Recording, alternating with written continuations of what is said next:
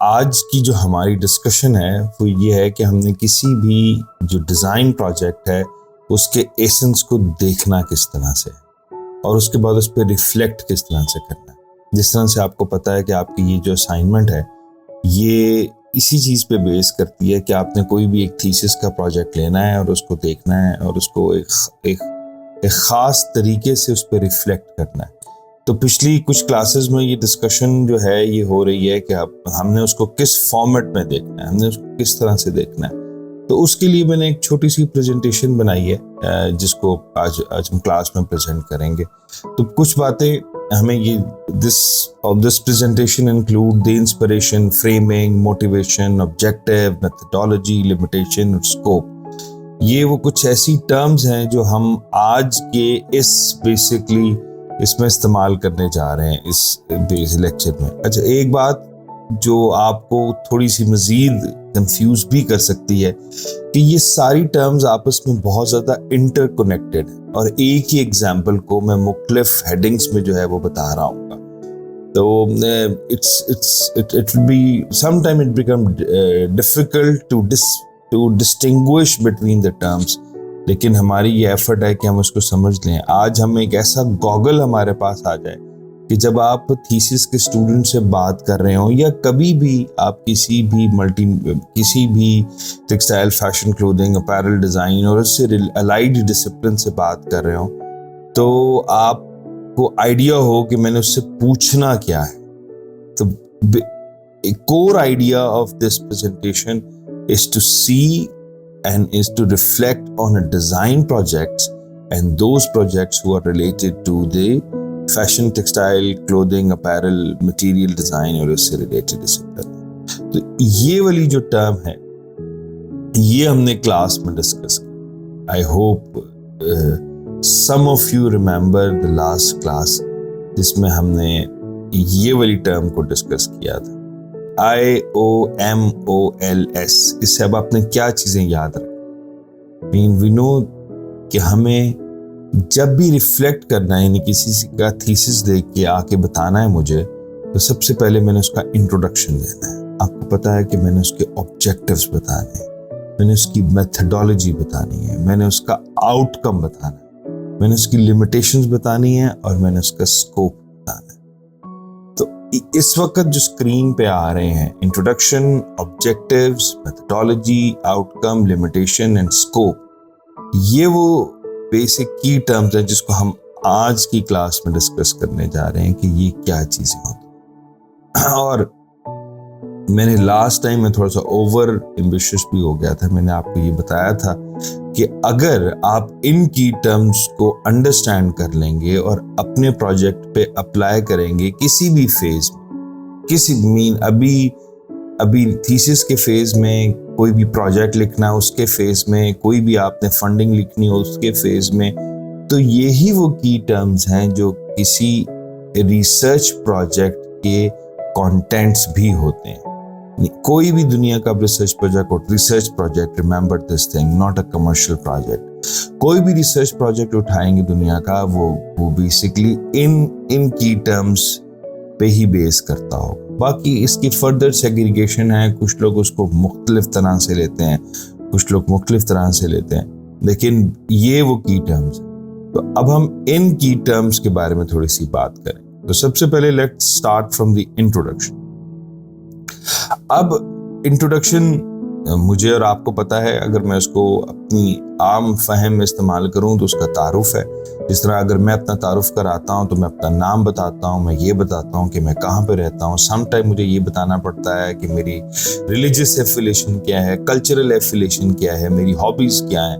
तो मैं मुख्तलिफ एस्पेक्ट्स अपने इंट्रोडक्शन के बता रहा होता हूँ, सिर्फ नाम पे मेरा इंट्रोडक्शन मुकम्मल नहीं हो जाता। इसी तरह जब हम introduction to the research project की बात करते हैं तो it has 3 key component in a textile design research. 3 basically. जो 4th है दैट इज ऑब्जेक्टिव। वैसे बहुत सारे रिसर्च प्रोजेक्ट में ये जो ऑब्जेक्टिव है ये भी काउंट होता है इंट्रोडक्शन के अंदर, लेकिन फॉर माय अंडरस्टैंडिंग कि हम आसानी के साथ चीज़ों को डॉक्यूमेंट कर सकें, इसलिए मैंने उसको अलहदा एज एन अलहदा आइडेंटिटी ट्रीट। तो there are three basic components. यानी when you want to elaborate about the introduction of any project, you talk about the inspiration, you talk about the framing, or you talk about the motivation. आप quickly देखते हैं कि ये तीनों चीजें क्या हैं, inspiration, framing and motivation. जब आप किसी का भी project introduce कराएंगे, you will talk about the inspiration, उसकी framing क्या है और उसकी motivation क्या है. इंस्पिरेशन मेरा ख्याल है सबसे ज़्यादा इस्तेमाल किए जाने वाला वर्ड है आर्ट एंड डिज़ाइन में. मुझे भी इसके बारे में डिटेल पता है, आपको भी पता है, लेकिन eventually it's an idea which spark और give direction to your creative journey. अब जो भी करना चाहते हैं उसकी जो बिगनिंग है वो एक सर्टेन इनिशियल डायरेक्शन से होती है, सर्टेन इनिशियल स्पार्क से होती है. सम टाइम आप देखेंगे कि स्टूडेंट आपसे ये शेयर करेंगे कि उनकी इंस्पिरेशन इवॉल्व हो गई. Mean they started from a broader idea और उसके बाद डिस्कस करते करते वो एक नैरो एक आइडिया या कॉन्सेप्ट पे पहुंचे हैं, और वो जो नैरो आइडिया है ना वो बेसिकली उनकी इंस्पिरेशन बन. तो इंस्पिरेशन की एवोल्यूशन होती है. कभी कभी बहुत सारे स्टूडेंट्स आपको ऐसे मिलेंगे कि उनकी जो इंस्पिरेशन है वो फ्रॉम द डे फर्स्ट एक ही है, वो continuously there is a consistency in their inspiration.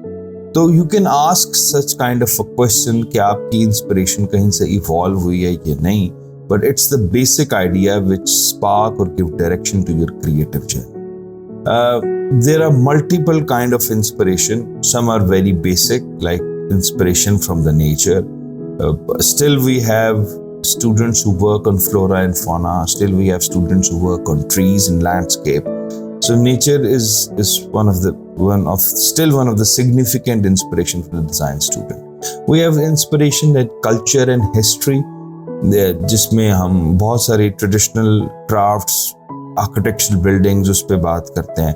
We have inspiration like social issues. We love to talk on the social issues. The challenges we face about the society. Personal stories can be our inspiration, जिसमें हम कोई भी अपना वाक़ये को present करते हैं. The inspiration can be extracted from anywhere. So in the introduction section or when you are discussing the introduction, though, the very first thing you need to discuss the inspiration for the student. और अगर आपने I prepared a 6 model inspiration कि 6 तरह की वो कौन सी inspiration है जिससे स्टूडेंट स्टार्ट करते हैं. कभी इंस्पिरेशन एक टेंजिबल एक फोटोग्राफ होती, एक टेंजिबल प्रोडक्ट होती है, एक फोटोग्राफ होती है, कभी एक एब्स्ट्रैक्ट आइडिया होता है, कभी कॉन्सेप्चुअल होती है, कभी क्राफ्ट होती है, कभी वो एक ख़ास किस्म का मटेरियल होता है, कभी वो ख़ास किस्म की टेक्निक होती है. तो मैंने इस बेसिक फिनोमेना को 6 काइंड ऑफ इंस्पिरेशन में डिवाइड किया है. वो भी मैं आप लोगों को भेज दूँगा. वो उसमें आपने just need to see the starting point of the inspiration. आपको आइडिया हो जाएगा कि किसी भी टेक्सटाइल डिज़ाइन प्रोजेक्ट की कोर इंस्पिरेशंस कौन सी होती, उस बेसिक उसको देख. तो खैर when we select an inspiration, जब भी हम कोई भी इंस्पिरेशन ढूंढ लेते हैं तो उसके बाद जो दूसरी इंपॉर्टेंट चीज़ है जिसको हम इग्नोर कर देते हैं most of the time, not all the time, वो है फ्रेमिंग.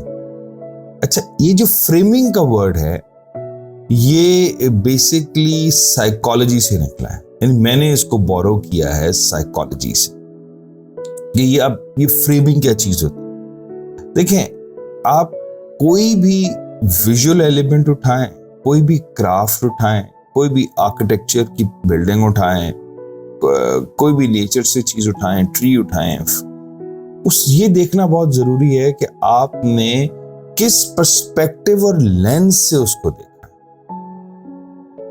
अब व्हाट इज दिस पर्सपेक्टिव और लेंस? फॉर एग्जांपल, आप एक ही ट्री है, एक स्टूडेंट सिर्फ उसकी एस्थेटिक वैल्यू को देख रहा है कि वो ट्री बहुत खूबसूरत लगता है और मैं उसकी खूबसूरती को पोर्ट्रे करना चाहता हूँ. एक स्टूडेंट के लिए वो tree is a symbol, not even a symbol, but एक सस्टेनेबिलिटी की तरह है वो उस ट्री से कुछ ऐसी चीज बनाना चाह रहा है जो कि सस्टेनेबल मटेरियल में फॉल करती है, तो उसकी फ्रेमिंग थोड़ी सी मुख्तलिफ हो जाए। एक शख्स ट्रीज को देख रहा है किसी भी खास हिस्टोरिकल पर्सपेक्टिव, तो ये चीज एक से ज्यादा लेंसेज भी हो सकती, लेकिन यहां पे हमें ये याद रखना चाहिए कि जो फ्रेमिंग है ना वो बहुत इंपॉर्टेंट इसलिए है क्योंकि ये डिटरमिन करती है कि आपके आगे चल के ऑब्जेक्टिव्स क्या हो, या आपकी बेसिक मोटिवेशन जो बनी है वो आपकी फ्रेमिंग से ही।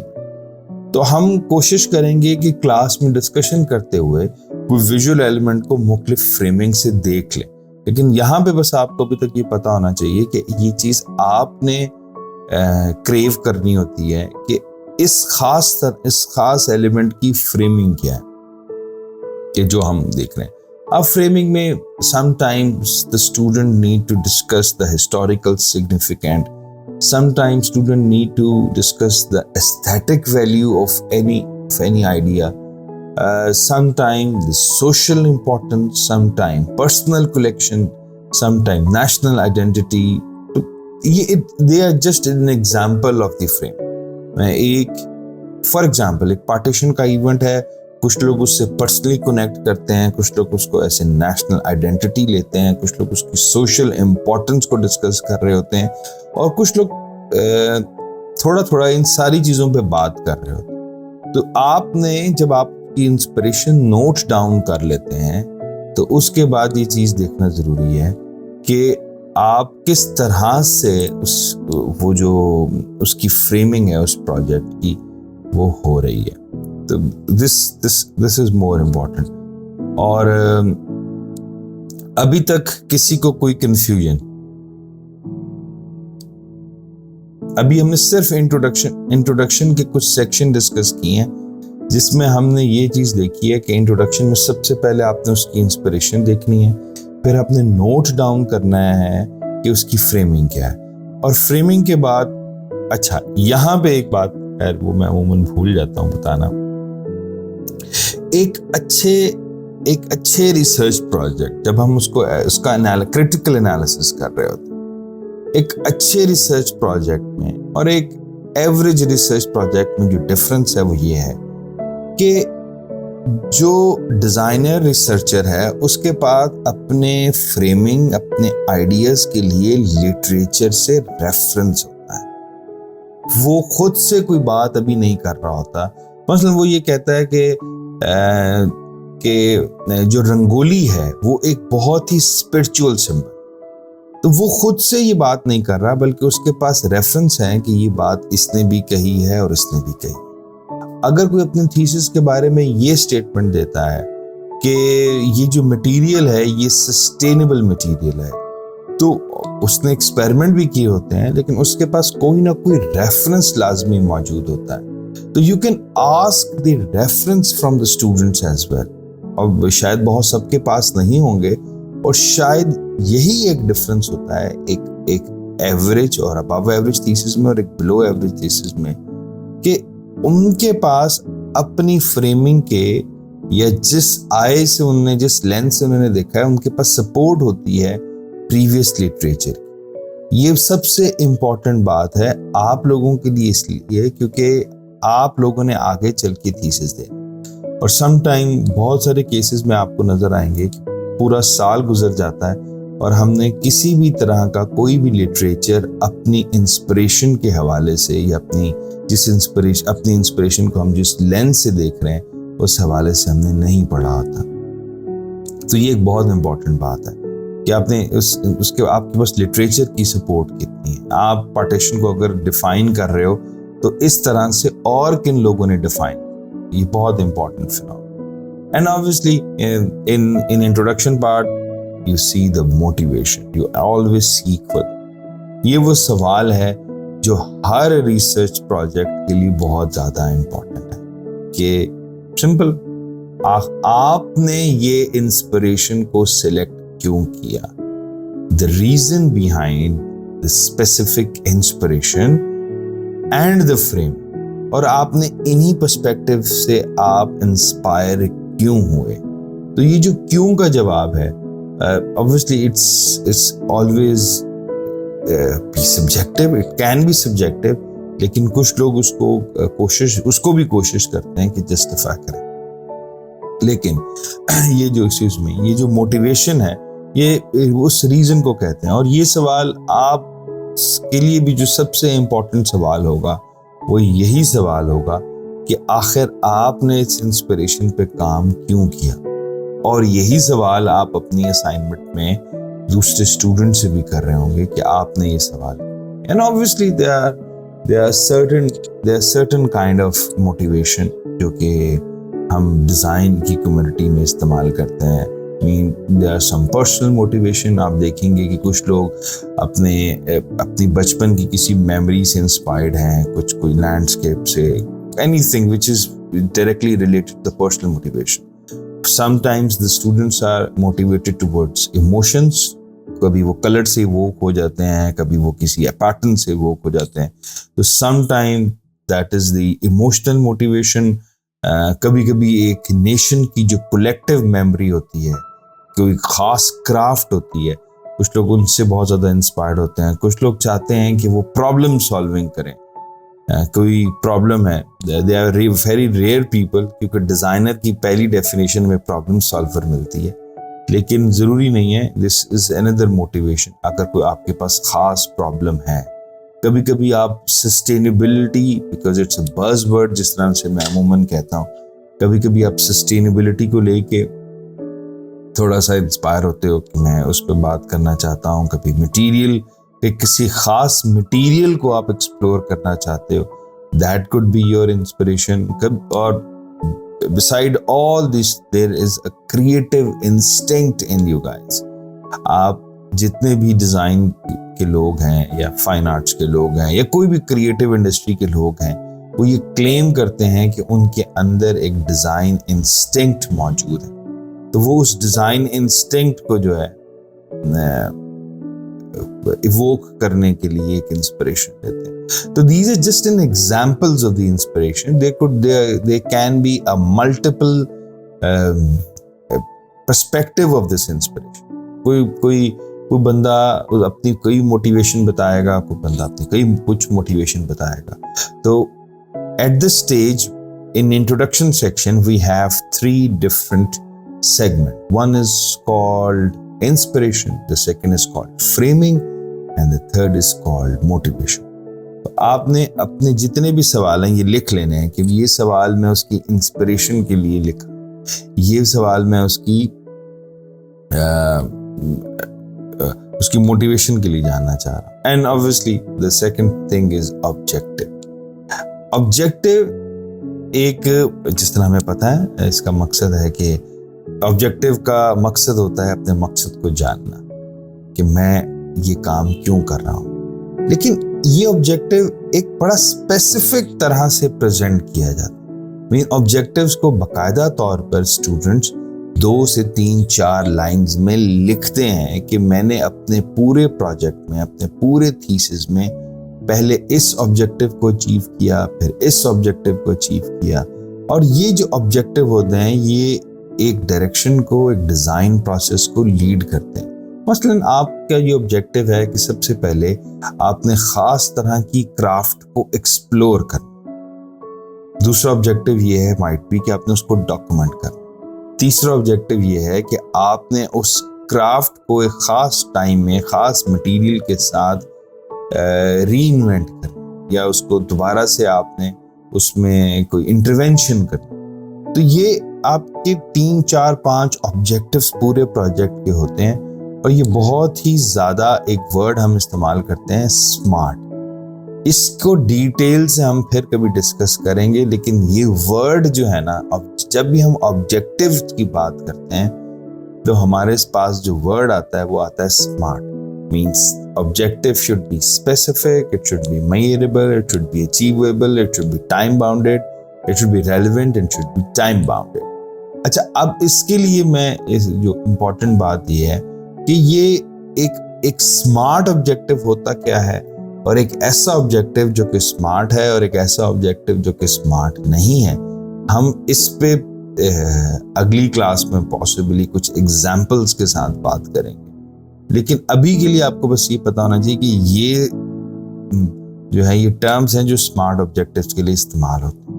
अब मैं आप लोगों के साथ कुछ ऑब्जेक्टिव्स शेयर करूंगा जो कि हम नॉर्मली जो डिज़ाइन के प्रोजेक्ट्स में देख रहे होते हैं। फॉर एग्जांपल, हम किसी का जिस तरह मैंने आपको बताया कि हिस्टोरिकल कॉन्टेक्स्ट देख रहे होते हैं, तो पास्ट की अंडरस्टैंडिंग हमारा ऑब्जेक्टिव हो सकता है।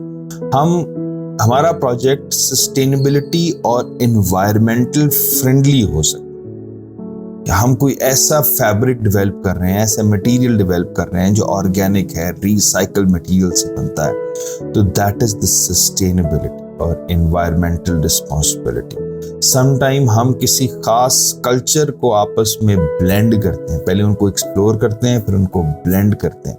अच्छा, ये वाली जो स्लाइड्स हैं ये मैं आपको सेंड भी कर दूँ, ये इसके अलग से स्लाइड्स भी हैं ताकि यू कैन नोट डाउन कि इसने कल्चर को एक्सप्लोर किया। बहुत दफा हम सिर्फ मटेरियल को एक्सप्लोर कर रहे हो, वो लाइक द सर्टेन टेक्निक, वो लाइक द सर्टेन मटेरियल, और इन मैनी केसेस हम सिर्फ उसको एक्सप्लोर कर रहे हो। That's it, that could be your objective. कभी कभी हम किसी खास मार्केट के लिए डिजाइन बना रहे, हम मार्केट की नीड देख रहे होते। कभी हमें समझ में आती है बात कि ये चीज मार्केट में मौजूद है, ये डिजाइन है, लेकिन उसको इतनी एस्थेटिक वैल्यू के साथ प्रेजेंट नहीं किया जा रहा, तो why don't I add on this aesthetic into it. This could be your objective, direct objective. So आप ये सवाल बहुत दफा हम स्टूडेंट से करते हैं, और ये स्टूडेंट्स को आंसर करना आप भी देखेंगे 15-20 दिन पहले भी ये स्टूडेंट को आंसर करना कितना मुश्किल होगा कि उनके ऑब्जेक्टिव्स क्या हैं। तो ये बहुत इंपॉर्टेंट है कि आप उसको स्पेसिफिकली स्टेटमेंट की फॉर्म में लिखें कि अच्छा, अब आप इसकी मैं ट्रिक आपको बता देता हूं कि आप जब भी अपना ऑब्जेक्टिव लिखते हैं तो वो एक एक्शन वर्ब से स्टार्ट।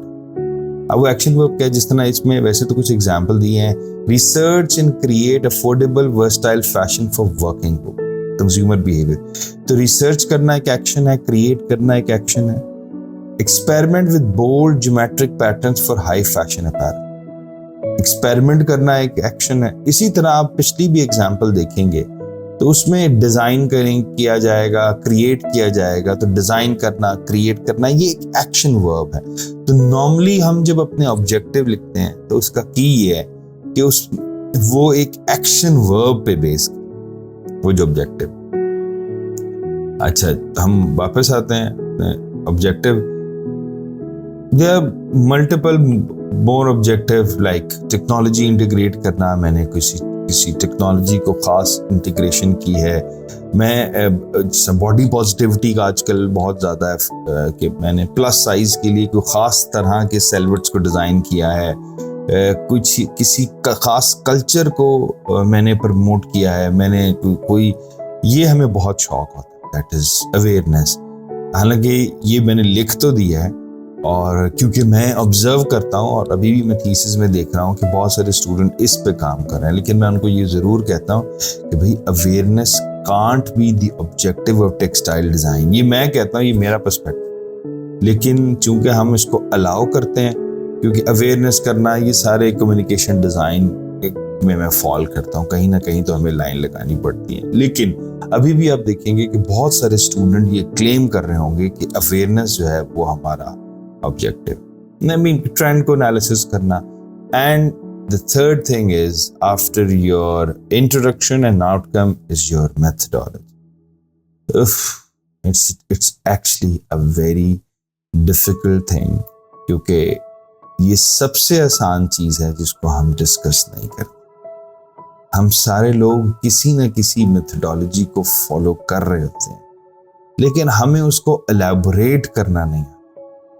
मेरी पर्सनल ऑब्जर्वेशन है कि हम एज ए नेशन, जो इस रीजन के डिजाइनर हैं, जितना मेरी उनसे गुफ्तगू हुई है, और मैं भी जब ये स्टेटमेंट देता हूँ कि जब मैंने आगे अपनी पोस्ट ग्रेड स्टडीज की, तो मुझे जो मसला आया वो इस चीज में कि जी मैं मेथडोलॉजी क्या चीज होती है, मैं मेथडोलॉजी को कैसे लिखूं। तो और अगर तो आपने एक सर्टेन मेथोडोलॉजी को फॉलो किया हुआ है, I am talking about a world class thesis, तो इसका मतलब ये है कि your work is good enough. ये जो क्रिएटिविटी है ये सब्जेक्टिव हो सकती है, लेकिन व्हेन यू से अ मेथोडोलॉजी, इसका मतलब ये है कि आपको पता है कि आपने किस प्रोसेस से अपने डिजाइन को डेवलप किया। तो मेथोडोलॉजी में कुछ और बेसिक टर्म्स हैं जिसको हम आगे चल के देखते हैं, लेकिन हमें ये बस पता होनी चाहिए कि ये एक स्ट्रक्चर्ड अप्रोच है। ये आप पहली दफा उसको नहीं कर रहे हो, पहले भी ये किसी ने किया होता है और आपको पता होता है कि ये डिजाइन की मेथोडोलॉजी है, इसमें मैं डेटा को कलेक्ट कैसे करूंगा, एनालाइज्ड कैसे करूंगा, इसको इंटरप्रेट कैसे करूंगा। तो मेथोडोलॉजी जो है ये बेसिकली एक स्ट्रक्चर अप्रोच है और इसमें कुछ की टर्म्स बहुत इंपॉर्टेंट।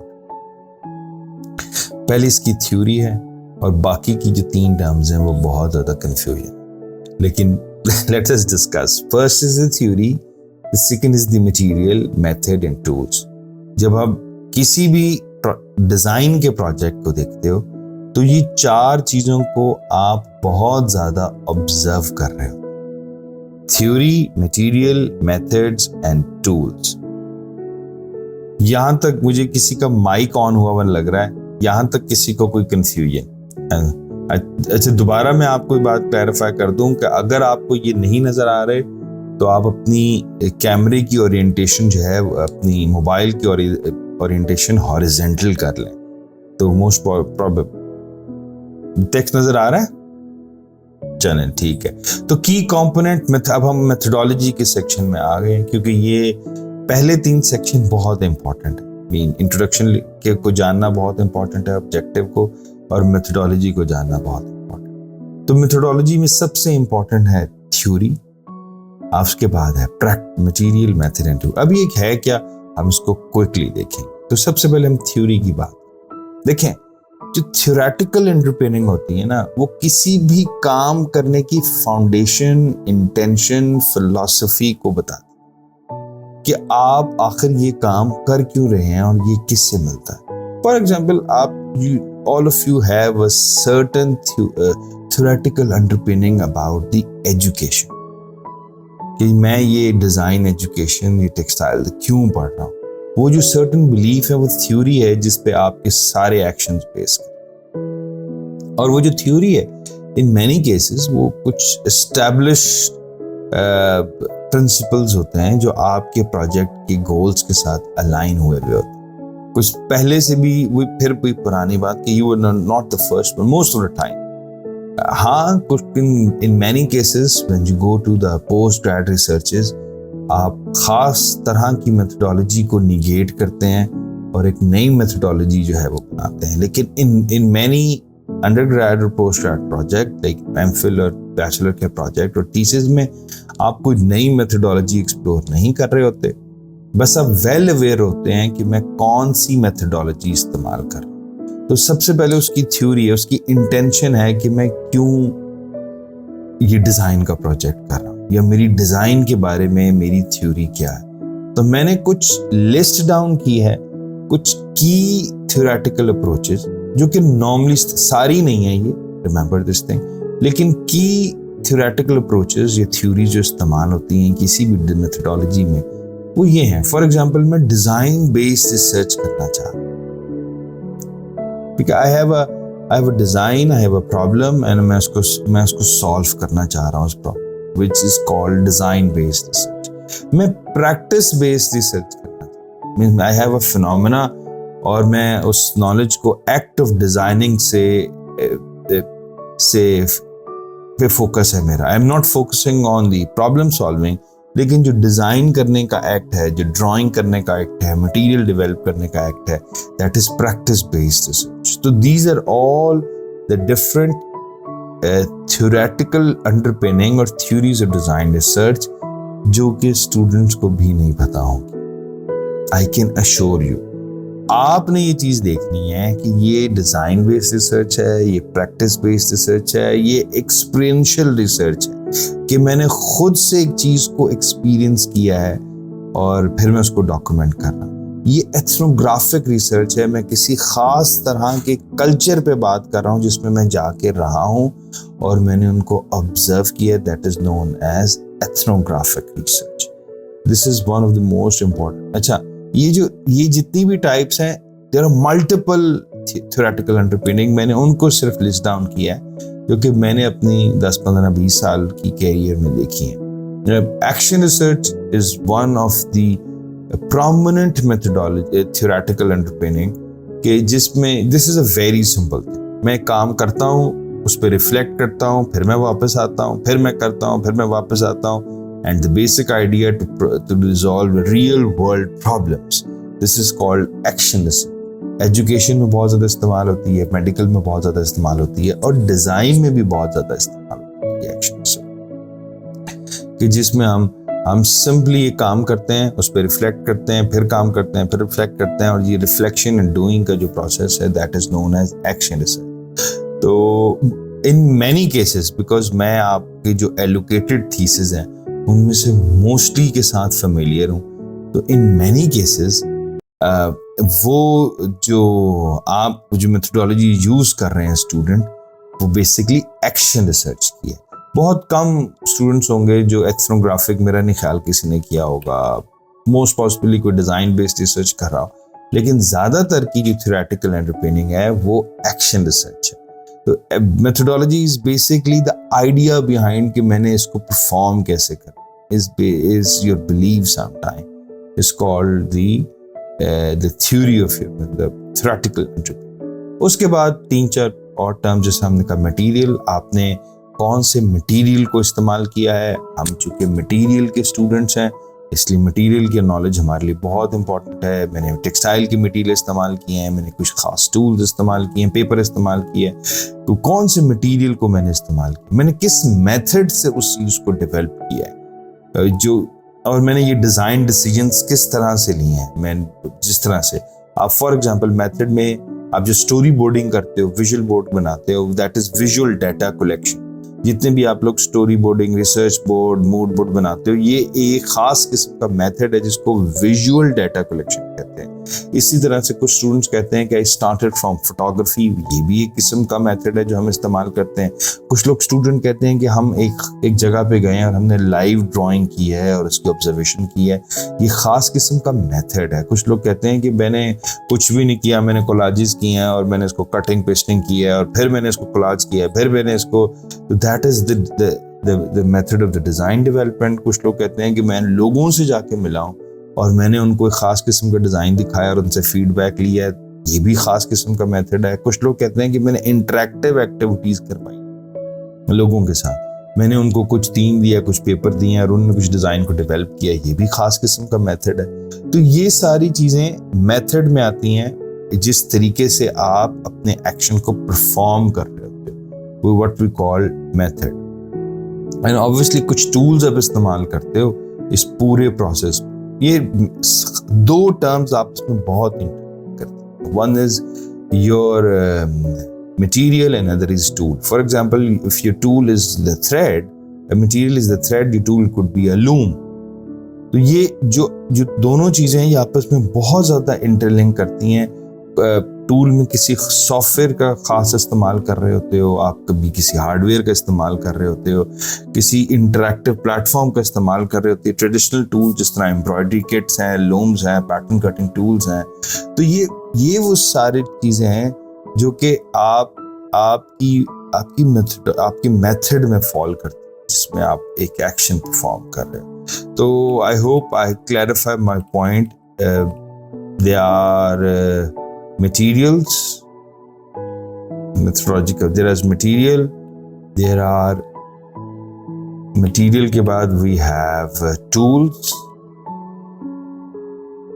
अच्छा, there are 3 things। अच्छा, आगे चलते हैं। अब जब आप इन सारी चीजों को डिस्कस कर लेते हो, the most important, again the important thing is the outcome of the research thesis or design process, कि इवेंचुअली आपने उससे क्रिएट क्या किया। दिस इज अनदर थिंग कि बहुत, और इस चीज में हमेशा से स्टूडेंट कंफ्यूज रहता है, लेकिन इस वक्त जो मेजॉरिटी स्टूडेंट्स की जो सिचुएशन है उस they are quite clear about it कि वो क्या चीज प्रोड्यूस करने जा रहे हैं.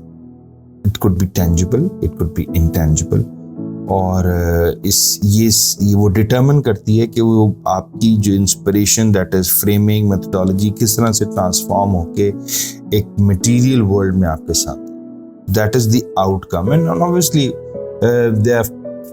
there are few of the outcomes but not all the outcomes. And I expect कि जब आप लोगों की क्लास ये सारे आउटकम्स उनसे डिस्कस कर लेगी और क्लास को प्रेजेंट कर देगी, तो you will start thinking some more novel or innovative outcomes. Like apparel product is an outcome, interior product is a popular outcome जो कि हम इस्तेमाल करते हैं. I mean, there is what we call the installation art is an outcome. Interactive textile is an outcome. Functional textile is an outcome. अगर आप किसी को functional garment बना रहे हैं, कोई functional fabric बना रहे हैं. My favorite outcome, surface design, कुछ भी नहीं कर रहे, just creating a digital prints. Because मुझे लगता है हम अपने essence को loss हम कर जाते हैं. तो surface design हमें से majority लोग surface design के लिए train है, तो उसके लिए हम काम कर रहे होते हैं. कभी कभी ये वाली चीज हम नहीं करते, लेकिन इन मैनी केसेस हम सिर्फ थ्योरेटिकल कंट्रीब्यूशन लिख रहे होते हैं. कुछ थीसिस ऐसे भी हैं जो सिर्फ बुक की फॉर्म में लिखे जाते हैं और एक थ्योरी को प्रेजेंट करते हैं. प्रैक्टिकली जिस तरह से हमारे यहाँ कन्वेंशनल डिस्प्ले होता है, उनका वो डिस्प्ले नहीं होता. कुछ लोग कंज्यूमर को एक सोल्यूशन दे रहे होते हैं. तो ये वो चीजें हैं जो कि हम किसी भी थीसिस में सबसे पहले देख रहे होते हैं. अभी हम दो और चीजें जिस पर हम बात करेंगे. Let's have a recap. जब भी हम किसी थीसिस को देखते हैं, हम उसका इंट्रोडक्शन करवाते हैं. उस इंट्रोडक्शन में हम बताते हैं कि उसकी इंस्पिरेशन क्या है. फिर हम बताते हैं उसने इंस्पिरेशन को की फ्रेमिंग क्या है, और उस फ्रेमिंग, इन दोनों चीजों के पीछे उसकी motivation. This is the part of the introduction.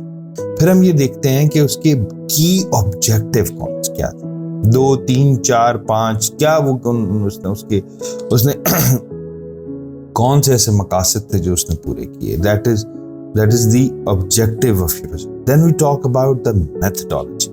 उस मेथोडोलॉजी के हमने आगे से बताया कि हम 4 लेंसेस को देख रहे हो. सबसे पहले उसकी थ्योरी क्या है, कि वो क्या सोचता है अपने डिजाइन प्रोसेस के बारे में, कि डिजाइन प्रोसेस है क्या, या मेरा डिजाइन प्रोसेस के बिलीफ क्या है और थ्योरी क्या है. दूसरी चीज, मैंने कौन से मटेरियल को इस्तेमाल. तीसरी चीज, मैंने किस मेथड से उन मटेरियल को इस्तेमाल किया है और किन टूल्स को इस्तेमाल किया. ये सारी चीजें मिला के उसकी मेथोडोलॉजी को फॉर्म करती है. और उससे अगली चीज, इन सारी चीजों के बाद एक आउटकम. वो क्या है, वो एक अपैरल की प्रोडक्ट है, या वो कौन सी चीज है जो कि स्टूडेंट इस्तेमाल कर रहे हैं, ये स्टूडेंट ने एक्चुअल में प्रोड्यूस किया.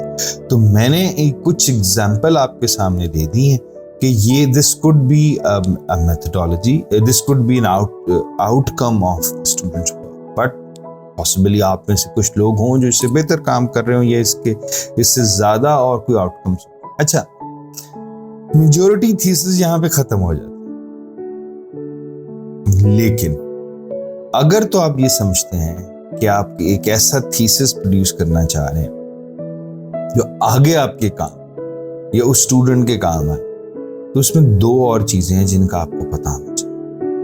वो बहुत ही इंपॉर्टेंट. सबसे पहली चीज, आपकी लिमिटेशन. इन 3 चीजों के बाद आपको ये तो पता है कि आपने क्या किया है, लेकिन क्या आपको ये पता है कि आप क्या नहीं कर सके, कॉन्स्ट्रेंट क्या थे, चैलेंजेस क्या आपको की चैलेंजेस आए कि हम एक प्रोजेक्ट को प्लान आउट करते हैं, लेकिन क्या हम उसको एज इट इज एग्जीक्यूट करते हैं. There are lot of challenges we face.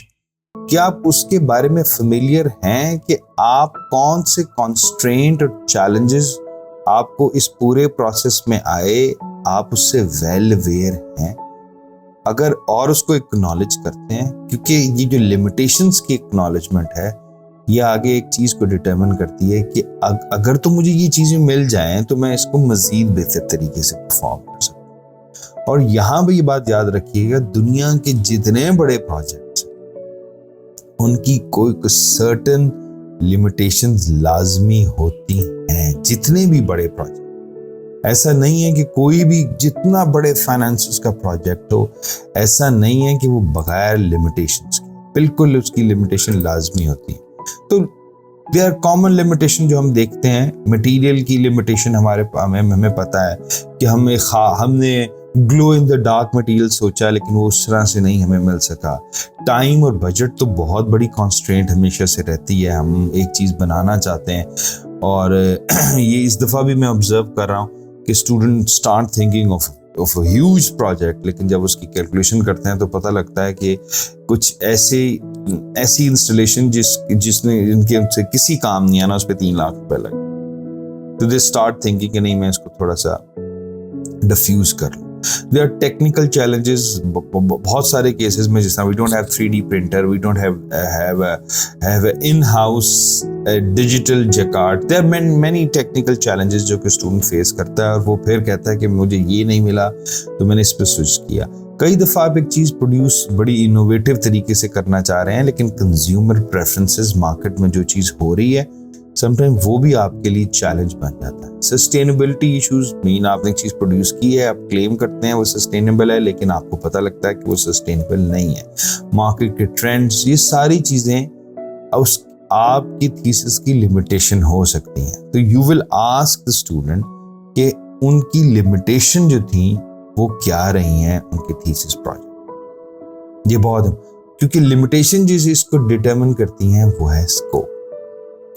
अब बहुत दफ़ा स्टूडेंट मुझसे ये आके 2 साल बाद, खैर अभी तो आप नहीं पूछेंगे क्योंकि आप में से मेजोरिटी का बिल्कुल इरादा नहीं होगा कि आप वो आके एमफिल करें या पीएचडी करें, लेकिन जब वो पढ़ने का सोचते हैं तो वो हमेशा से ये सवाल रहता है कि हम अपना प्रपोजल कैसे डेवलप, खास तौर पर जब किसी भी स्टूडेंट ने फुली फंडेड प्रपोजल के लिए अप्लाई कर तो उसके पास एक रिसर्च प्रपोजल होना चाहिए। तो मेरा जवाब इस तरह के सिनेरियो में बहुत ही सिंपल होता है और मैं ये कहता हूं कि आपका जो बीएस का प्रोजेक्ट था उसका जो स्कोप है वो आपका रिसर्च प्रोजेक्ट। ये स्कोप का आपको तभी पता होगा जब आपने उस स्कोप को उस वक्त, जब आप ये पूरा प्रोजेक्ट कर रहे हो या कर चुके हो, उसको नोट डाउन कर रहे हो कि आज तो मैंने ये छोटी सी चीज़ प्रोड्यूस की है, एक सैम्पल प्रोड्यूस की, लेकिन मैं इसको किसी टाइम पे आके कमर्शलाइज भी कर सकता। और मैं अमूमन ये स्टेटमेंट देता हूँ कि जितने बड़े प्रोजेक्ट आप देखते हैं, इंक्लूडिंग फेसबुक, लिंक्डइन, जीमेल, ये सारे स्टूडेंट प्रोजेक्ट जो कि क्लास और most of the time mini thesis project थे, वो एक बिगर स्कोप के साथ हुए, तब उन्होंने इतने बड़े बड़े प्रोजेक्ट प्रोड्यूस कर। तो you should acknowledge, you should know the scope of your project कि आप इससे कैसे कर सकते।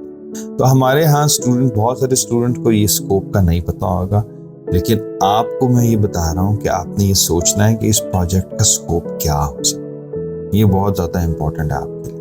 Mean the potential of your project, जिसमें आप उसकी बाउंड्रीज और पॉसिबिलिटीज को डिस्कस करते हो कि अगर मुझे ये चीज़ मिल जाए, मैं इनके साथ कोलैब कर लूँ, ये रिसोर्सेज मुझे मिल जाए, तो I can turn this project into something a very amazing project. तो scope is very important. Mean आपने एक चीज डेवलप की है, now you want to create on a commercial और industrial scale, the product development can be your scope in future. और I always admire those people जो अपने थीसिस से पीडी प्रोडक्ट डेवलपमेंट करते हैं। कल्चरल प्रिजर्वेशन, आपने एक छोटी चीज के छोटे एस्पेक्ट को प्रिजर्व किया है, लेकिन फॉर एग्जांपल आपने सिर्फ फुलकारी को प्रिजर्व किया। Now you right a project जिसमें आप सारी पंजाब की क्राफ्ट को प्रिजर्व करना चाहते हो। अब आपको चूंकि उस मेथडोलॉजी से आप गुजर चुके हो, so you are experience, you have that background, तो आप इजीली अपने स्कोप को अप्लाई कर सकते। सस्टेनेबिलिटी तो खैर बार बार ये इसलिए रिपीट हो रही है क्योंकि this is a buzzword, everybody wants a sustainable thing. Technological integration can be the scope, कि आप किसी 2 चीज़ों को टेक्नोलॉजी के साथ इन्वेट करना चाह रहे हो, किसी market relevance is a scope, artistic exploration itself a scope है कि आप आगे चल के सिर्फ और सिर्फ अपने आप को as a fine artist establish करते हो, एज ए इंडिपेंडेंट आर्टिस्ट देखते हो, तो उसको आप अगर परफॉर्म करोगे तो this is actually the scope. Commercial application जितनी भी हैं वो सारी आपकी स्कोप में फॉल करेंगी। तो most of the time you will observe that students are not familiar about the scope of your project, but you will think about it कि मैं जो इन्होंने जो प्रोजेक्ट किया है इसका ये वाला स्कोप, और हम ये आगे चल के इस चीज़ से इस तरह से इस चीज़ को रिप्रोड्यूस कर सकते हैं। आज के लिए बस इतना ही। तो आज मैंने आज मैंने कुछ उन टर्म्स को डिस्कस किया है जो किसी भी थीसिस को लेकिन करने के लिए तो ज़रूरी है, उसको देखने और देख के उस पर रिफ्लेक्ट करने के लिए बहुत इम्पोर्टेंट। तो आप जब भी किसी थीसिस को देखोगे और हमारे सामने उसको रिफ्लेक्ट करोगे तो उसका इंट्रोडक्शन बताओगे, उसके ऑब्जेक्टिव बताओगे, उसकी मेथडोलॉजी बताओगे, उसका आउटकम बताओगे, उसकी लिमिटेशंस बताओगे और उसका स्कोप बताओगे। सिर्फ एक चीज़ आपको याद रखनी चाहिए कि ये जो डिज़ाइन का प्रोसेस है ये थोड़ा सा नॉन लीनियर प्रोसेस है। ऐसा नहीं है कि जो बातें आज मैंने कर दी हैं वो बिल्कुल 100% किसी भी प्रोजेक्ट पे मैप कर जाती, लेकिन माय एक्सपीरियंसेस कि अराउंड 60-70% ये मैप हो जाती है, बिकॉज द डिज़ाइन प्रोजेक्ट है, स्पॉन्टेनिटी है, उसमें सब्जेक्टिविटी है, उसमें अनप्रेडिक्टेबिलिटी है, उसमें लॉट ऑफ थिंग्स जो कि आप उसको बड़े ही स्पॉन्टेनियस तरीके से कर रहे हो। So that's all from my side. अगर किसी को कोई कंफ्यूजन है तो वो मुझसे पूछ ले।